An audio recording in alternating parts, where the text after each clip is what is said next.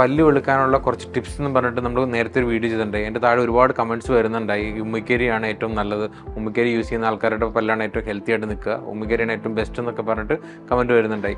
അതിന് ഒരു എക്സ്പ്ലനേഷൻ എന്നുള്ള രീതിയിലാണ് ഈ വീഡിയോ. ഈ ഉമ്മിക്കരി യൂസ് ചെയ്ത ആൾക്കാരുടെ പല്ല് നല്ലതെന്ന് പറയുന്നത് പണ്ടത്തെ ഫുഡ് കാര്യങ്ങളൊക്കെ ഇപ്പോഴത്തെ ഫുഡ് പോലെയല്ല.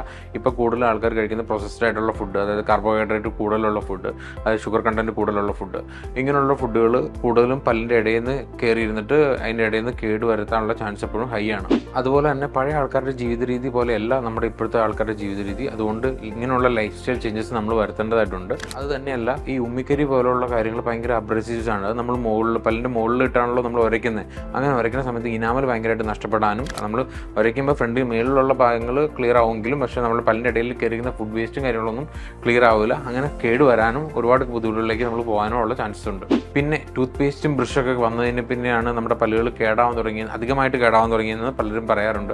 ബേസിക്കലി അതൊന്നും അല്ല കാരണം. ടൂത്ത് പേസ്റ്റുകളുടെയോ ബ്രഷുകളുടെയോ പ്രശ്നമല്ല, അത് നമ്മുടെ ഫുഡ് ഹാബിറ്റ്സ്, അതായത് നമ്മൾ പ്രോസസ്ഡ് ഫുഡ്, ഷുഗർ കണ്ടന്റ് ഉള്ള ഫുഡ്, കാർബോഹൈഡ്രേറ്റ് ഉള്ള ഫുഡ്, ഇങ്ങനെയുള്ള ലൈഫ് സ്റ്റൈലിൽ ചേഞ്ചസ് വന്നു കഴിഞ്ഞപ്പോൾ നമ്മൾ അതിനനുസരിച്ച് നമ്മുടെ ഓറൽ ഹൈജീൻ റൂട്ടീനും മാറ്റേണ്ടതായിട്ടുണ്ട്.